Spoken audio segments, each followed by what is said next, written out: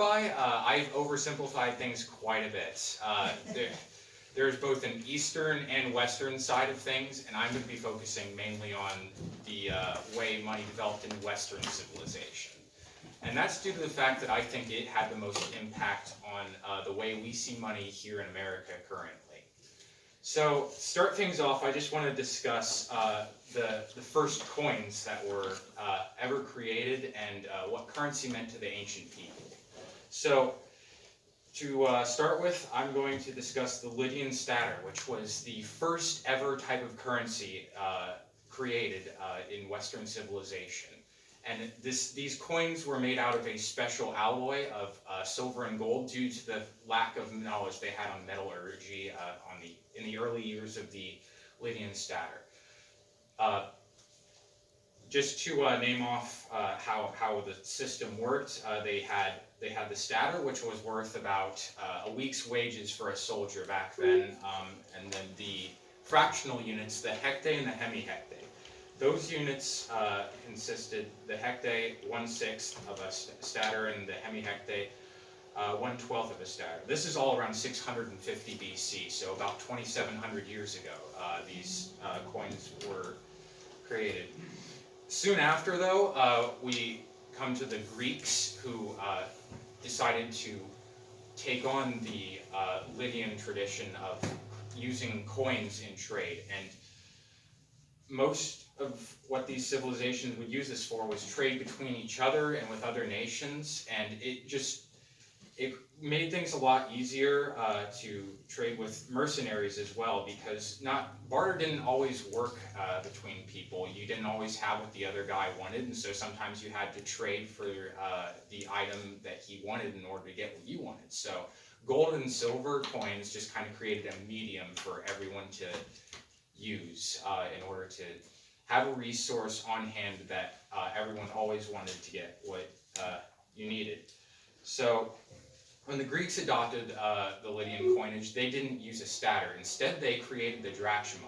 And so I'll bring out my first visual aid here. This is a Greek diable from 500 BC circa, and I'm just going to pass that around. And this is just an example of the early coinage. And when it gets around to you, you'll kind of notice how crude the nature is of those coins. And that's due to the fact that they were hammer struck. So someone would have the die of the coin on the end of a hammer, and they would swing it on top of a surface with the other design on the back engraved in the metal. And they would have the electrum, or silver in this case, just poured into that. And so with that coin being silver, I should mention that the Lydians, around the time that the Greeks started mimicking their coinage, actually developed a system to separate silver and gold, so that we had the first bimetallic coinage system. Now, I'd like to get into my next point, which is I had a visual aid up here for it, and unfortunately I don't have the coins here today to show you. Coinage, having the power to create it always came with the temptation of creating more, and thus comes the concept of inflation. And so around the time of the Romans, when they were creating these silver coins, people came up with the idea of debasing coinage, which to define that is just adding more and more metals worth less than silver and gold into the mixture that was used to create the coins. So you had sometimes silver coins that were 15% silver and 85% bronze, and they would also increase the face value of the coins. So the visual aid I was going to have up here was a Roman silver denarius next to another Roman coin, which was worth 2 denarii. They were about 200 years apart. And what essentially the 2 denarii had was less of a silver content. And so that's just to display how debasement worked. And Debasement was also heavily used by counterfeiters around that time, and they would actually plate coins and pass them off as the genuine thing, fully made up of the silver and gold that people expected. So, yeah, that's just to kind of give you an idea of how early coinage worked, but what I really wanted to discuss today was the way the dollar came about. So there was a small town in Bohemia, which is now the Czech Republic, called Yokmathal, and Yokmathal was the first place to create a silver dollar. And Yokmathal, their coinage was named the Yokmathaler after the city, of course, that was created in. And so Yokmathaler would eventually be translated in multiple ways. The Dutch calling their Yokmathaler, which they copied from this Czech coinage, or in this case, Bohemian, and they called their coinage the Dutch dollar. So what I'm going to pass around now are two examples of these early silver dollars. So the one that you see with three people pictured on the front is the original type of Yokmathaler, which was eventually shortened in Germany to the thaler. And next to it is a man standing perched above a shield, and that is the example of the Dutch dollar. Both of those are circa 1500s, so handle them carefully. But the Yokmathaler and thaler were eventually translated into English as a dollar. And so that is where we get the word dollar, is those two coins right there. Those are the earliest examples of a dollar. And you can actually see early examples of the word dollar in some of Shakespeare's plays. Macbeth, for example, mentions the dollar in this context. A character by the name of Ross explains to another by the name of Duncan that the King of Norway should not see peace nor burial of his men until he disperses $10,000 to our general use. So that the word dollar was actually used in that sentence. And so now that we kind of have established the dollar, we should talk about some of the various examples that came out of the creation of the Yokmathaler. And I just named the Dutch dollar, but one more important one is the Spanish pieces of 8. Has anyone here ever read Robert Louis Stevenson's Treasure Island? Yeah, years ago. 100 years ago. Well, then you probably remember the phrase that Captain Long John Silver's parrot uttered, which was pieces of 8, and that he's referring to this coin, which is the Spanish version of the Yokmathaler. And so I'm going to pass around a pieces of 8 here. And he does want these coins back, by the way. These are not free gifts. And so that is a Spanish pieces of 8, also known as the Spanish mill dollar, or as some people might be familiar with, bits. So when you hear the phrase 2 bits, which refers to 25 cents, that is 2 fractional units of the pieces of 8. And I had on the display here, but I won't have an example of them. People would actually call these pieces of 8 because they would sometimes cut these coins into 8 pieces. And that's how they made change. And the Spanish did issue fractional units. I actually have on the display, if anyone wants to come up there and take a look afterwards, some Spanish 2-bit coins. So they did mint 2 bits or 2 reals, which is what the pieces of 8 is 8 reals. But Spain didn't issue enough of those to where people could use them like we use quarters, nickels, and dimes today. So sometimes people had to make do with cutting the coins into 8 pieces. And so Whose song is? that is King Charles IV. I think it's spelled in the Old Spanish as Carlos the Fourth or something like that. That would be the English butchering of the name. And if they cut one of those up into eighths, was each piece worth something? Yeah, so like if you came and bought something that's worth 2 reals, let's say, they would hand you back 6 bits, and they would keep the 2 bits. And so people would kind of exchange these bits of reals with each other as we do nickels, dimes, and pennies today. And I should also mention that these coins did not come into the world without sacrifice. The Spanish mainly minted these in their colonies throughout Central and South America. And one of the most prominent mints as well as silver mines was the Potosi Mint in Bolivia. And about 8 million lives were lost in the mining of that silver. The conditions were absolutely brutal. The mints treated their employees, or slaves I should say, not employees, horribly. Most of them consisted of African Americans, or not African Americans, Africans the Spanish brought over, as well as natives. And a lot of the silver that was mined out of there was accompanied by silver that the Spanish looted and pillaged from all the civilizations that were lost during their conquest of the New World. So not only are those coins part of the heritage of the dollar, but they are also part of quite a dark past. But in spite of that, those coins were instrumental in the formation of the dollar in America. That was actually one of the most commonly circulated coins in America before we would later outlaw the circulation of them in the Coinage Act of 1857, which I'll talk about a little bit later. But for now, I would like to discuss just how vital the Spanish mill dollar was in exchange throughout the United States and the development of paper money in the United States.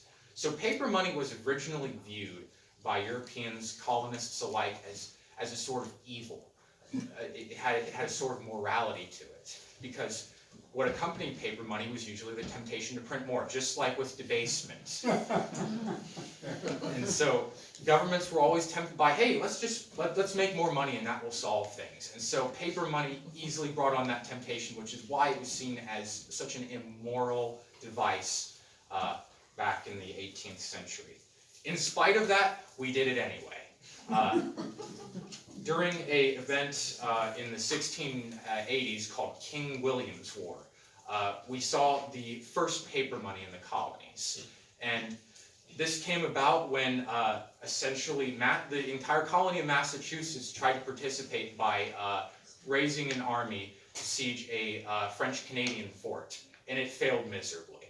And the whole premise of paying the soldiers was that, oh, we would pay you with the spoils of war when we capture the fort, because there's a bunch of money in the fort. Well, the French didn't surrender, and they never captured the fort.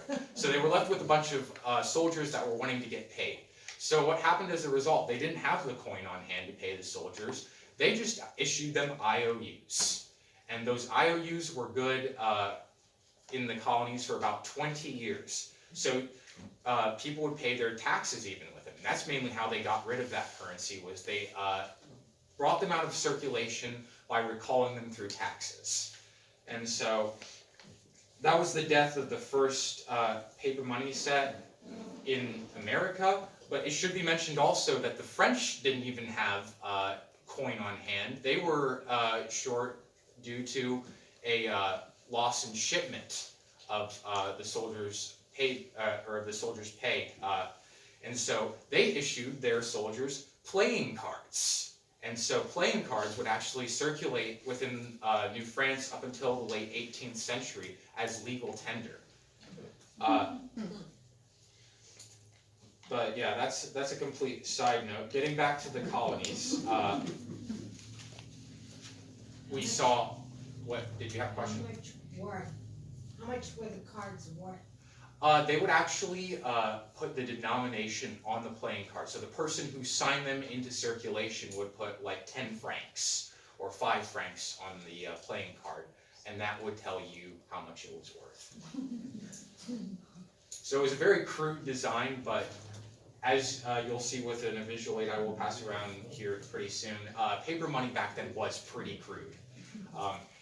And so with the failure of the King William's War paper currency, we see a heightened interest in the concept and actually a reemergence of paper currency under Benjamin Franklin. Benjamin Franklin was actually a very prominent proponent of paper currency, and he would actually write several essays on how paper currency was good for the economy, and actually print some of the first paper currency we see emerge in Pennsylvania during the early 1700s. And this paper currency, however, was not based off of a promise to pay in coin. It was entirely based off of real estate. People would go to lending banks and say, hey, I have a deed to 4 acres of land.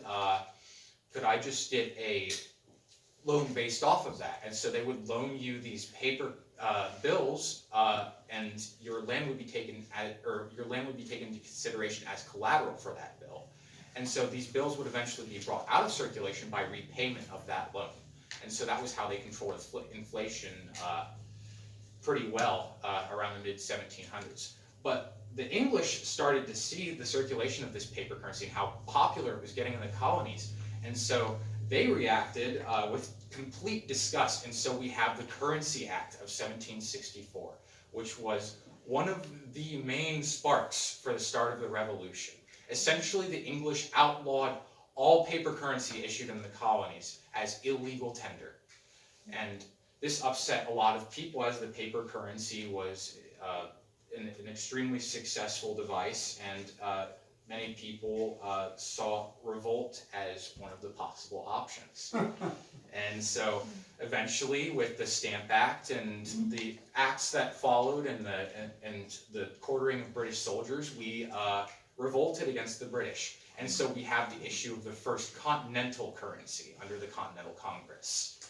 And so Continental Currency was issued mainly under the idea that we would be able to pay soldiers in it.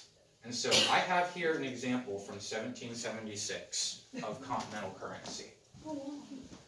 And it's really hard to read because it's 200 years old and kind of wrinkled, but it actually says on that bill that it entitles the bearer to 1 Spanish milled dollar. And so we come back to the pieces of 8 and the Yokematollar. And so we have the first US dollars established through the Continental Currency. Unfortunately, Continental Currency would not be circulating very long in the United States because throughout the Revolution, the only way we would be able to pay our soldiers, because a lot of countries refused to give us loans. They saw us as an unstable entity and very unlikely to pay them back if we lost the war.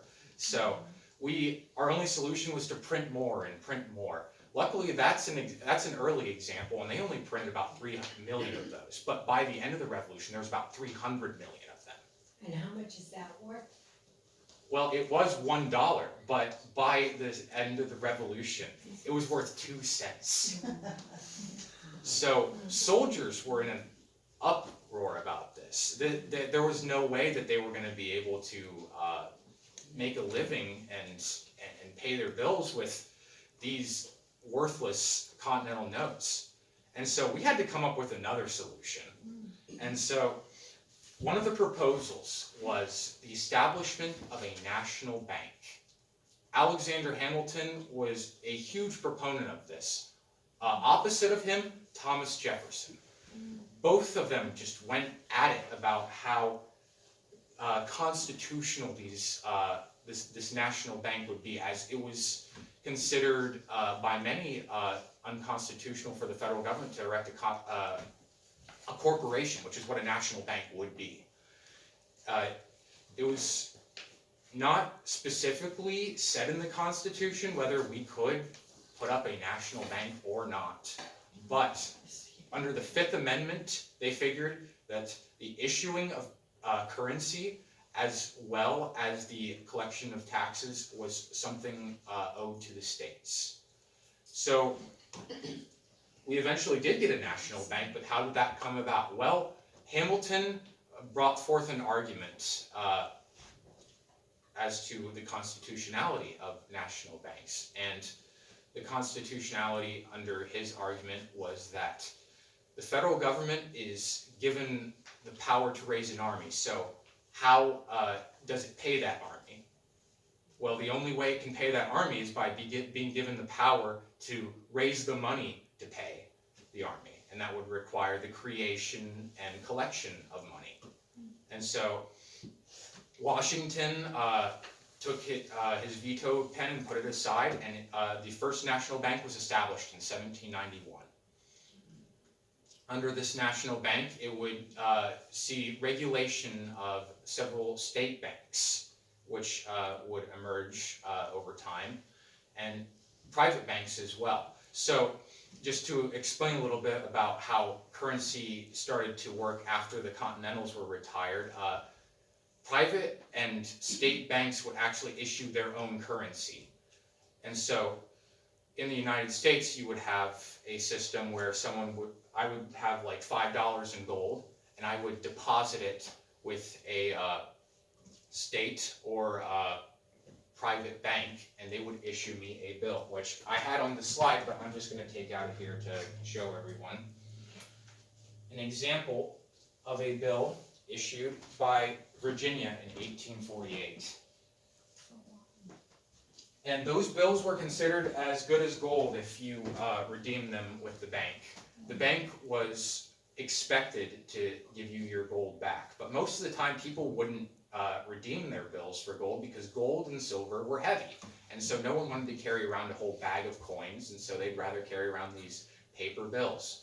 So banks took advantage of this. They started issuing more money than they had in reserves, and there was actually regulations that the National Bank made as to how much more they could print than what they had in reserves.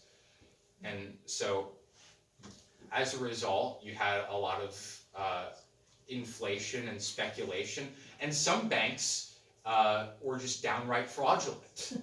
Really? So yeah, you would take that bill back to some banks and they'd be like, sorry, we don't have the gold for you. And so the way the National Bank kept that in check is they would actually buy off stocks of bills, and they would come back to the banks and they would be like, here's this $5 that we took from you guys, we would like that back in gold. And if that bank couldn't pay it back, they would be shut down by the National Bank. And so obviously the National Bank started having a lot of opponents. And when it was brought up for reaffirmation in the middle of the 1810s, it was turned down because there were a lot of lobbyists who wanted the National Bank gone. And so we have the first National Bank disappearing and a completely chaotic system where these banks were allowed to run rampant with the printing press. And so what ended up happening was merchants had to have these manuals in front of them that would show them what various counterfeits circulating of these bills looked like and which banks were good and not. And so just to make a simple exchange, you would have to look through a whole manual to locate the specific bank and make sure that what you were getting paid in was good. And on top of this, merchants were allowed to be still paid in reals, and there were even French coins circulating in the US. Most foreign tender was legal. The US didn't originally want that. In fact, we wanted a coinage of our own to be the only legal tender in the United States, but it was just impossible to meet the demand through the entire population of the United States in coinage. We didn't have enough ore. In fact, it was actually alleged that Martha Washington herself donated her silverware, her family's silverware, for the first silver coins minted in the United States. And so this money shortage would become a problem throughout U.S. history, and that's where I would like to bring us to the Civil War. And the Civil War was a huge problem for particularly the North, because the Confederates when they separated from us, did exactly what we did during the Revolution and just started getting everyone to invest and agree on the Confederate currency. And so they were able to pay soldiers fairly easily through these Confederate bills that they just kept printing out. And so we had to meet that some way. And so Secretary Salmon P. Chase came up with two solutions as far as money or the production of money goes. And one was the National Banking Act of 1863, and the other, the Legal Tender Acts of 1862 and 1863. Essentially, he issued two different currency systems. One was basically the same as the revolutionary paper money, what the Confederates were doing, which was that we just printed a whole bunch of money and said that it wasn't even redeemable in gold and silver anymore, although they kind of let people on that it would be eventually. And so we have these legal tender notes in the 1860s issued with Salmon P. Chase on them, on the $1 denomination specifically. And so these are really what would be the ancestor of the Federal Reserve notes we've come to know today, where we have an irredeemable currency that's basically just printed for the sake of having money on hand. And the National Banking Act worked a little bit differently than that, though. So when Salmon P. Chase originally wanted to pay for the American Civil War, he wanted the banks to give him gold and silver, just hard currency, but they couldn't come up with that. They had barely enough in reserves to redeem for all the paper currency they had circulating. So they offered him the paper currency that I just handed around, these privately issued banknotes. But he was like, no, I want hard currency. So the way they compromised was the National Banking Act, where you had the banks would be allowed to print, the banks at least participating in the National Banking Act would be allowed to print as much money as they could buy in bonds from the federal government. And those bonds would be redeemable for gold and silver. And so the National Banking Act would be one of the longer lasting of the currency systems that started from around this time, because the legal tender notes would only exist during the Civil War, and they would change the name entirely after it. So what I have an example of here is a national banknote from that specific act, and it's issued from the National Bank of Bucyrus, Ohio. So there were 22,000 banks that participated in this system eventually, and Bucyrus, Ohio would have been one of them. And so these national banknotes were a popular format of U.S. currency up until the 1930s, when they were discontinued, and that they would be eventually replaced by the Federal Reserve System. But until then, we had two types of currency, and then with the passage of the Bland-Allison Act of 1878, we would bring about a new system of currency, which is the silver certificate. Anybody familiar with those? No. And the silver certificates would be directly redeemable through the U.S. Treasury for silver, and gold certificates as well. Those were pretty much part of the same system. And so with the passage of that, it was our first attempt to get off of these legal tender notes that I passed around, which are nicknamed greenbacks due to the green nature of their reverse. The greenbacks were a huge part of the U.S. economy, and we basically wanted to get back to just using gold and silver and bills that were redeemable for it. And so the Bland-Allison Act was one of our attempts to do that. But as we would see with the passage of time, that just wouldn't be possible, and we would get further and further away from the gold and silver standard from the Civil War onward. And with the continuation of the legal tender notes through the United States notes, we eventually have the establishment of Federal Reserve notes. And what I'm going to pass around now is another example. This is the first type of Federal Reserve note issued in the United States. The Federal Reserve Act was passed in 1913, and those were printed in 1914. And what essentially the Federal Reserve System was established for was getting cash in the hands of the people, rather than necessarily just exchanging gold and silver and making it easier for people to carry around money. The Federal Reserve System was more about distribution. And so what we would see evolve from the Federal Reserve System is the eventual discontinuation of the gold standard under FDR in 1933, where we would have these Federal Reserve notes issued in 1920, I think 1928, and the Federal Reserve notes were not redeemable for gold and silver after we were taken off that standard. And so we arrive at the position we're in today, where basically you have a paper currency circulating, just like that 1862 legal tender note I'm handing around, where you basically have a piece of paper that a bunch of people have a bunch of faith in. Nothing more than that. So what's at Fort Knox? Probably a bunch of feathers. Okay. We originally had the gold standard to trade internationally throughout World War II, but we would eventually just be taken off of that entirely too, and nations would have to trade with us through our paper currency, which is where I get to World War II now, and I explain some of the roles money played in World War II.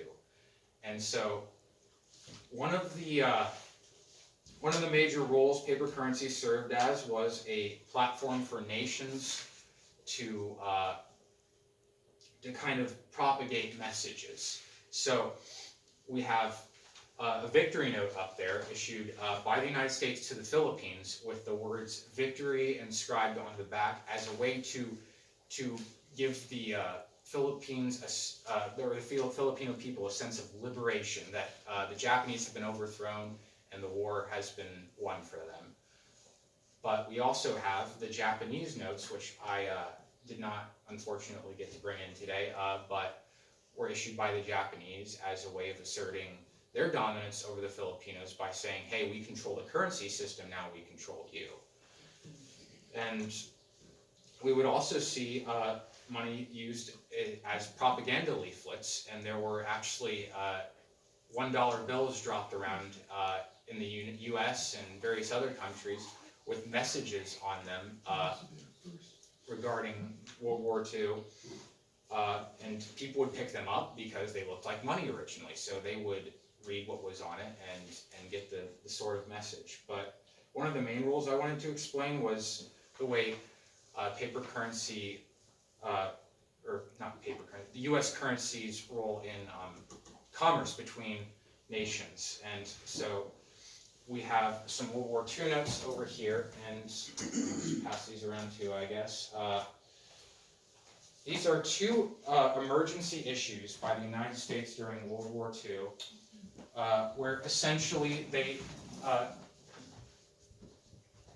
deliberately altered the notes to include certain colors of seals, and even the words Hawaii written on the bill, to prevent these bills that were exchanged in commerce in war zones between soldiers, and in the case of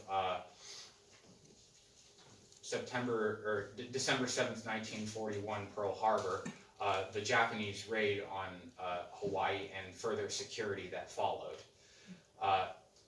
And that altering was to assist us with identifying currency that was captured by the enemy.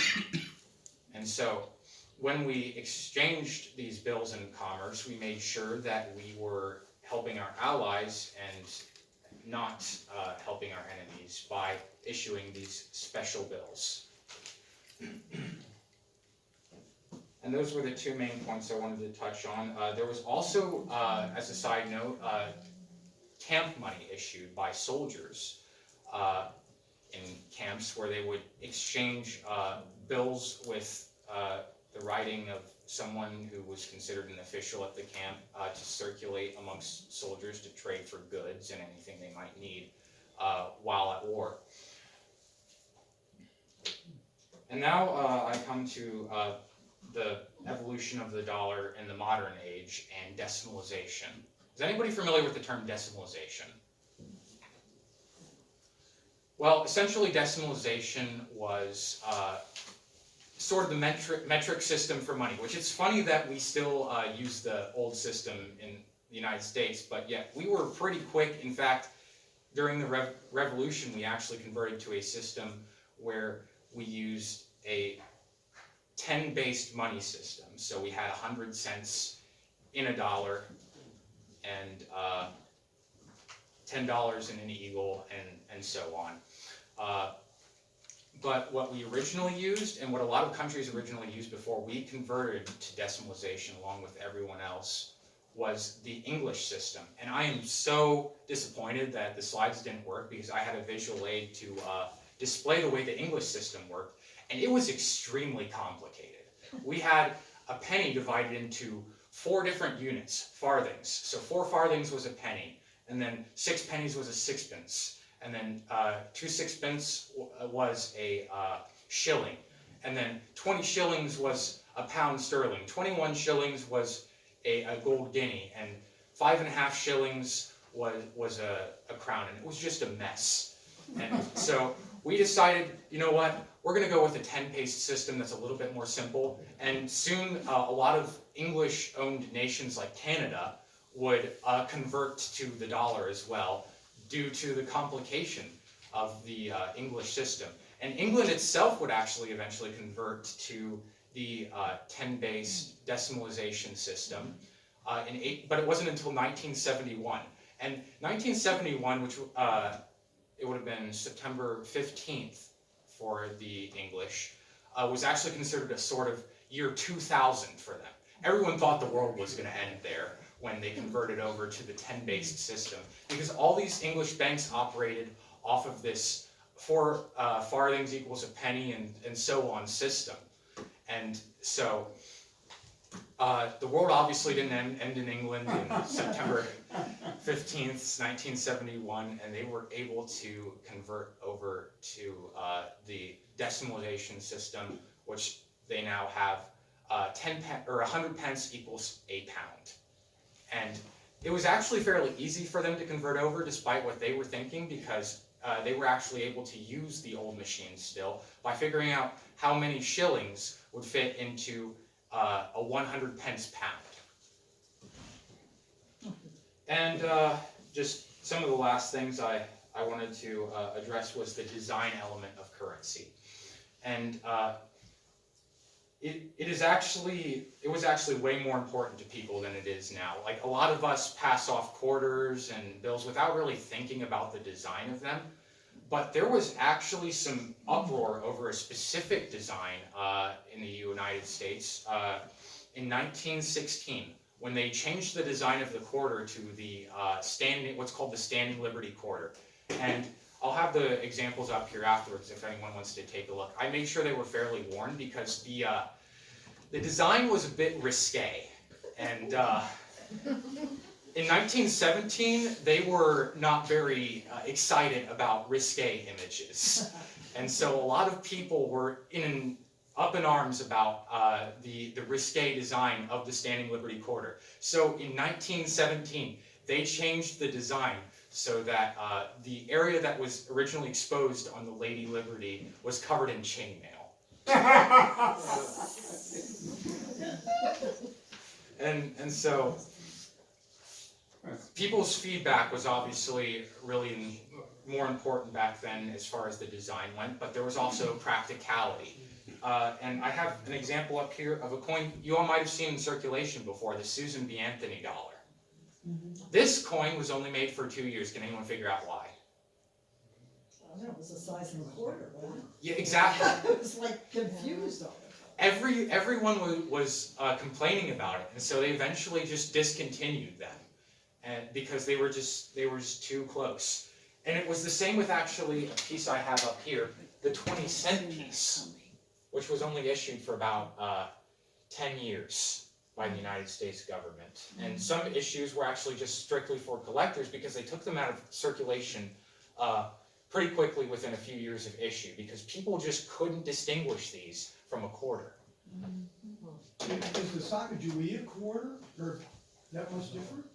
The Sacagawea dollar? It's a dollar. Well, it's a gold color, so it's very easy to distinguish from quarters. But what about a slot machine or something? Wouldn't take it. Wouldn't take it? No. They're all cards now. And speaking of cards, I have another piece to pass around as far as design goes.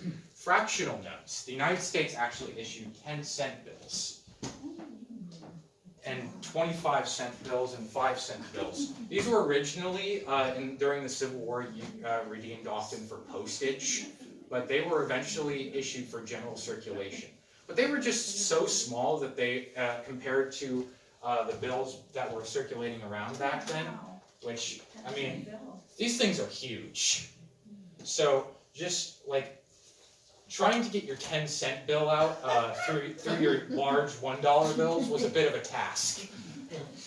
So those were eventually discontinued in circulation as well, but that's just another example of what we call obsolete currency in the collecting world, which is just any currency that the United States government has taken out of circulation or discontinued due to the fact that it just was either not worth a whole lot anymore or just extremely inconvenient. And What was the year of Susan B. Anthony? Susan B. Anthony? I I definitely remember the time. Yeah, I believe it was 1979 to like 1981. Okay. But I remember the confusion. Yeah. And I'm sure if you talk to someone from 1874, they would remember the 20-cent piece as well. It was just extremely inconvenient. And that brings me to one of my other points about design, which is how design is, or how coins are taken out of circulation. Because there's been a lot of discussion lately, I know, amongst people about the penny being taken away because it's just not worth making anymore. Well, the good news is anything you hear about the government discontinuing pennies, unless you hear about Congress passing legislation on that, it's an April Fool's joke. Okay. Because Congress has to actually approve both the production of new designs and the discontinuation of them. Remember the Coinage Act I talked about of 1857? Well, that was not only discontinuing the circulation of foreign coinage, but it also took out of circulation the US half cent. Because half cents weren't worth anything anymore by then. They weren't worth even close to the copper it took to make them. So they discontinued them. And so that's what everyone's fearing with the penny today, but there has to be legislation passed on it. And the last thing I wanted to mention about design was the security element. Has anyone ever looked close at a bill and noticed little letters on the neck of some of the presidents? Well, that's a design they incorporated for security, so you couldn't just take a inkjet printer and copy a $100 bill, because it was very easy for them to tell right off the get-go, because these tiny little letters took a special type of printing. If you tried to scan it like that, it would be extremely blurry and hard to read. So that was one of the security features they incorporated. But one of the ones I mainly wanted to talk about was an invention of Sir Isaac Newton, which is actually the ridge of coins. So when you have these lines on the edges of coins, that was introduced by Sir Isaac Newton. The reason for that was there's a specific type of fraud around his time in the 1600s that was going around called coin clipping. And it would actually be quite a popular way of defrauding currency and governments. Past that, because there was still some coinage system circulating into the 1700s without edges. There's actually a Spanish 8 reals I have up here as an example called a cob, where the Spanish government in some of its colonies would issue these roughly hewn coins that looked extremely crude, almost like that ancient coin I handed around, and they would have no edge on them. And so people would just clip off the silver of these coins and put it in a little pile and then spend the coin, and by the end of the day they'd have a huge pile of silver to melt down and sell.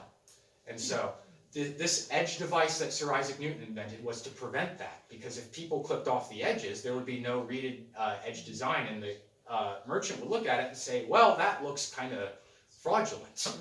And so that's why we have this reeded edge on the edge of coins today. And yeah, I got a little disorganized. My slides would have helped with that, but that's my presentation. Thank you. Thank you very much. Whoa, whoa.